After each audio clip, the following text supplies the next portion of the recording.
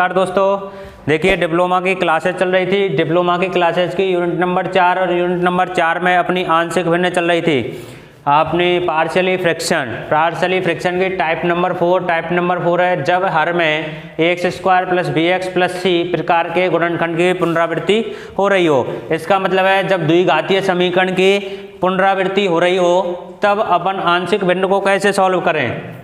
तो देखिए इसके लिए मैंने आपको एक क्वेश्चन लिया है, उस क्वेश्चन को मैं आपको सॉल्व करके दिखाता हूँ। इसी टाइप से टाइप नंबर जो अपनी 4 है ये पूरी कंप्लीट हो जाएगी। देखिए x minus 1 upon x into x square plus 1 का होल स्क्वायर है। तो इसको कैसे सॉल्व करेंगे, सबसे पहले जो हमें गिवन दैट है वो लिखना है। गिवन दैट जो दिया गया है क्वेश्चन में उसको लिखो x माइनस 1 अपॉन एक्स और एक्स स्क्वायर प्लस 1 का होल स्क्वायर ये दे रखा है। अब देखिए ये जो ऊपर तो है सिंगल घात का समीकरण और नीचे है अगर मैं x का और गुणा कर दूंगा तो ये हो जाएगा 3 घात का समीकरण। इसका मतलब x की 3 वैल्यू निकलेंगी।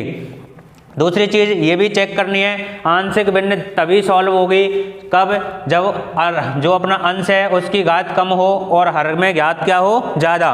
तो यहाँ x की घात 1 है और यहाँ x की घात 3 हो गई, तभी आंशिक भिन्न सॉल्व करेंगे। अब देखिए इसको कैसे सॉल्व करना है। सबसे पहले हमारे पास एक रैखिक समीकरण है x, इसको एक के नीचे रखना है। फिर जो अपना है एक्स स्क्वायर प्लस 1 का होल स्क्वायर हो रहा है तो एक बार तो लिखना है एक्स स्क्वायर प्लस 1 तो बी एक्स प्लस सी अपॉन में एक्स स्क्वायर प्लस 1 प्लस दोबारा में एक्स स्क्वायर है, नीचे एक्स स्क्वायर है तो ऊपर एक रैखिक समीकरण लिखना ही पड़ेगा। दोबारा में स्क्वायर आएगा नीचे तो एक्स स्क्वायर प्लस 1 का स्क्वायर करेंगे तो नीचे स्क्वायर है तो ऊपर फिर वापस से एक बार रैखिक समीकरण लिखना पड़ेगा। तो यह है डी एक्स प्लस का ई अपॉन एक्स स्क्वायर प्लस का 1 का होल स्क्वायर। तो यहाँ से ए बी सी डी और ई अपने पास 5 कांस्टेंट हो गए। ए हो गया, बी हो गया, सी हो गया, डी हो गया, ई हो गया। इन्हें 5 जो कांस्टेंट है इनकी वैल्यू ज्ञात करनी है। तो वैल्यू ज्ञात करने के लिए इसको मान लो समीकरण नंबर 1। अब जब इसको समीकरण नंबर 1 मान लिया तो इसका एलसीएम लो। एलसीएम कितना आएगा, जितना ये है इतना ही इसका एलसीएम आएगा। तो x माइनस 1 बराबर कितना ए में x यहाँ है तो x से x काट दो, कितना बचेगा एक्स स्क्वायर प्लस 1 का whole square plus B x plus का c और इसका कितना नीचे एक्स स्क्वायर प्लस 1 तो एक्स स्क्वायर प्लस 1 से एक एक्स स्क्वायर प्लस 1 कट जाएगा तो क्या बचेगा, एक एक्स स्क्वायर प्लस 1 बच गया और मल्टीप्लाई में कितना बच गया x। यहाँ से फिर dx प्लस ई है। अब देखिए इसका स्क्वायर है तो स्क्वायर से स्क्वायर कट जाएगा, x बचेगा ओनली यहाँ पर तो कितना बच गया x। ये आ गया अपने पास समीकरण नंबर 2। इसको मान लेंगे समीकरण नंबर 2। अब यहाँ से वैल्यू ज्ञात करनी है समीकरण नंबर 2 से a की, b की, c की, d की और e की।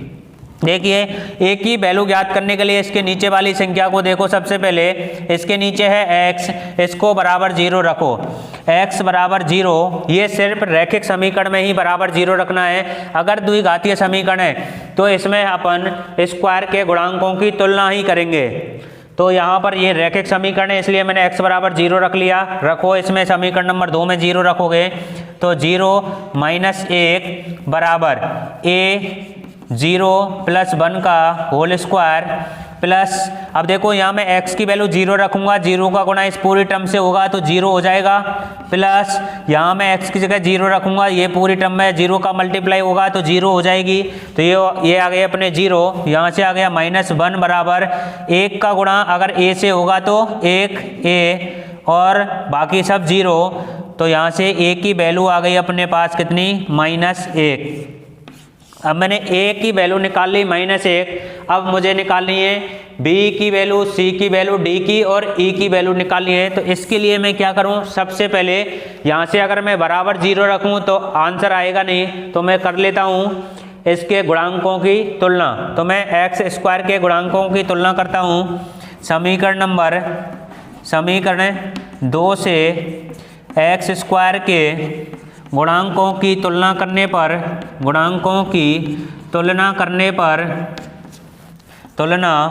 करने पर जब एक्स स्क्वायर के गुणांकों की तुलना करोगे तो देखिए इक्वल के इधर देखो एक्स स्क्वायर है ही नहीं, तो बराबर क्या आएगा यहाँ पर 0 गुणांक। अब इधर चल लेते हैं इक्वल के इधर, तो चलो a का गुणांक हो गया एक्स स्क्वायर है, एक्स स्क्वायर का गुणांक कितना आएगा a, तो यहाँ पर a रखो a, फिर वापस चलोगे आगे चलो, यहाँ b x का गुणा होगा किससे एक्स स्क्वायर से, और फिर हो जाएगा x क्यूब, तो x क्यूब, तो यहाँ से अगर x का गुणा फिर इससे bx से होगा तो यहाँ से आएगा गुणांक कितना b। आगे चलते हैं dx का गुणा एक्स स्क्वायर से होगा तो ये हो जाएगा एक्स स्क्वायर, और ex का होगा तो यहाँ से आ गया e आ गया। अब देखिए अपने पास आ गया है a b और e निकल के आ चुका है, और c का गुणा x से होगा तो नहीं, और ये प्लस c और आएगा यहाँ पर c का भी गुणा होगा। देखिए मैं आप लोगों को यहाँ से गुणा करके बता देता हूँ, मैं ऊपर गुणा करके दिखा रहा हूँ x माइनस 1 बराबर, कंफ्यूज नहीं हो गए। देखिए पहले a इसका स्क्वायर खोल लेना, स्क्वायर खोलोगे तो x की पावर 4 प्लस 1 का स्क्वायर 1 होता है 2ab, तो 2x स्क्वायर ये आ गया इतना, प्लस इसका करोगे bx प्लस c का इसके साथ करोगे तो मैं साथ साथ करूँगा bx गुणा एक्स स्क्वायर, और इसका करोगे तो bx की पावर कितनी 4, bx एक्स स्क्वायर हो गया, और इससे करोगे एक्स स्क्वायर से तो bx की पावर 4, फिर करोगे 1 से तो यहाँ आ जाएगा x का गुणा होगा तो ये हो जाएगा bx स्क्वायर, फिर c का करोगे तो cx, और ये हो जाएगा क्यूब cx क्यूब, और फिर करोगे c का तो cx, फिर इसका करोगे dx का गुणा करोगे तो dx स्क्वायर, और फिर करोगे e का तो ex। अब मैंने किया है एक्स स्क्वायर के गुणांकों की तुलना। अब देख लो स्क्वायर में कौन कौन से आ रहा है, एक्स स्क्वायर में कौन कौन से आ रहा है, तो यहाँ से 2a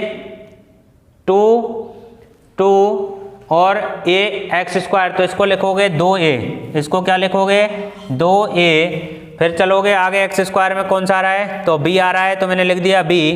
फिर और आगे चलो यहाँ पर d आ रहा है तो इसको लिखोगे d,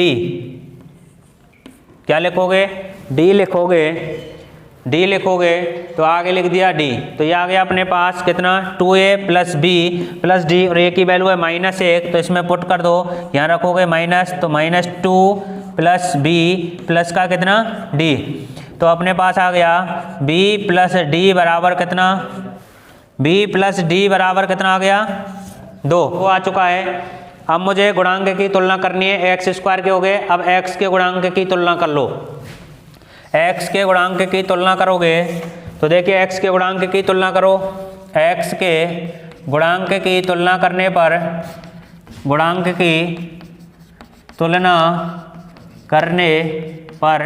x के गुणांक की जब तुलना करोगे तो यहाँ से x का गुणांक कितना है 1, यहाँ आ गया 1 बराबर, इधर देखिए x का गुणांक है क्या, इसमें नहीं है a में, फिर आगे चलो b में है क्या, x का गुणांक नहीं है, फिर कितना है c के साथ है तो c, फिर देखिए आगे चल के e के साथ है तो e, तो इसका मतलब c प्लस e बराबर कितना आ गया 1। इसको मान लो समीकरण नंबर 2 गया, इसको मानो समीकरण नंबर 3 और इसको मानो समीकरण नंबर 4।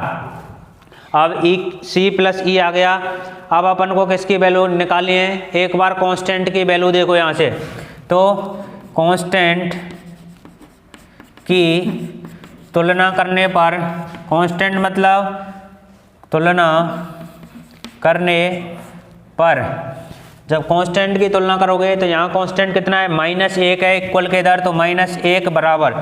अब आगे चलो इसमें कांस्टेंट कितना है, इसमें a आएगा कांस्टेंट, तो a आ गया अपने पास कांस्टेंट। अब आगे चलो इसमें कांस्टेंट कितना है, अब कुछ भी नहीं है तो a बराबर -1 भी आ गया। ठीक है, ये तो अपन निकाल चुके थे। अब x की पावर कितना है 4 का, x की पावर 4 है उसकी तुलना कर लो, तो x की पावर 4 के गुणांकों की तुलना करने पर,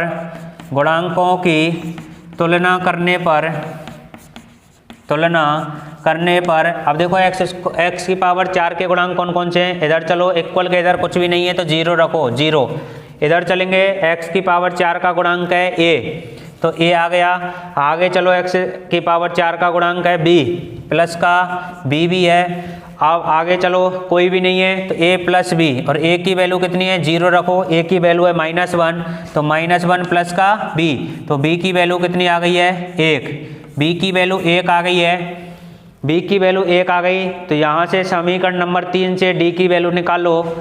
समीकरण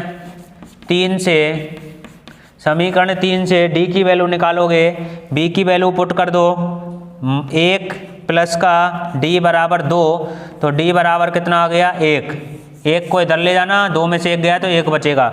d की वैल्यू 1 आ गई है, b की वैल्यू आ गई, d की वैल्यू आ गई, a की वैल्यू आ गई। अब अपने पास एक्स क्यू है क्या इसमें, देखो समीकरण में एक्स क्यू है, तो एक्स क्यू के गुणांकों के क्या कर लो, तुलना कर लो। तो एक्स क्यू के गुणांकों की तुलना करने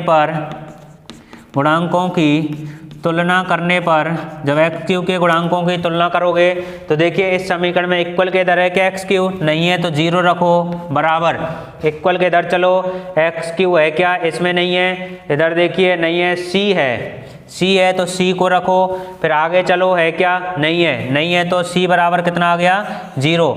जब सी बराबर 0 आ गया तो समीकरण नंबर 4 में सी की वैल्यू रख दो। समीकरण 4 में c की वैल्यू रखेंगे तो c की वैल्यू रखेंगे 0 प्लस e बराबर कितना है 1, तो e बराबर कितना आ गया अपने पास 1 आ गया। अब देखिए सारी वैल्यू है क्या, a की वैल्यू आ गई, फिर अपने पास b की वैल्यू आ गई, c की वैल्यू ये रही, c बराबर 0 आ गया, फिर c के बाद d की वैल्यू है क्या, d की वैल्यू आ गई और e की वैल्यू आ गई। अब जो अपने 5 कांस्टेंट थे a, b, c, d और e, इनकी वैल्यू आ गई। इस सब को किस में पुट कर दोगे आप, समीकरण नंबर 1 में पुट कर देना। देखिए मैं यहाँ रख देता हूँ समीकरण 1 में, यहाँ लिख देता हूँ समीकरण 1 में a, b, c, d व e की वैल्यू रखने पर इसमें रखो, इसमें a की वैल्यू कितनी है, a की जगह रखोगे -1 तो -1/x प्लस b की वैल्यू कितनी है अपने पास, b की वैल्यू है अपने पास 1 तो ये आएगा x, c की वैल्यू कितनी है 0 तो मत रखो x/x² प्लस का 1। फिर d की वैल्यू कितनी है अपने पास, d की वैल्यू 1 है तो यहाँ रखोगे x, e की वैल्यू कितनी है अपने पास 1 है तो e की वैल्यू 1 रख दी, x+1 अपॉन कितना x² प्लस 1 का होल स्क्वायर। तो ये अपना फाइनली आंसर है, ये जो मैंने निकाला है a, b और c की वैल्यू पुट करके। तो ऐसे अंकों की तुलना करके आप आराम से a, b और c की वैल्यू ज्ञात कर सकते हो। तो देखिए मैंने सारे गुणांकों की तुलना की है, यहाँ पर x² की थी, फिर x की पावर 4 की, फिर कांस्टेंट की भी कर दी। इस प्रकार आपके 5 गुणांकों का माना गया। ठीक है दोस्तों, तो ये टाइप नंबर 4 थी। इस तरीके से आप पूरे सवाल को कर सकते हो, स्क्रीनशॉट ले लो।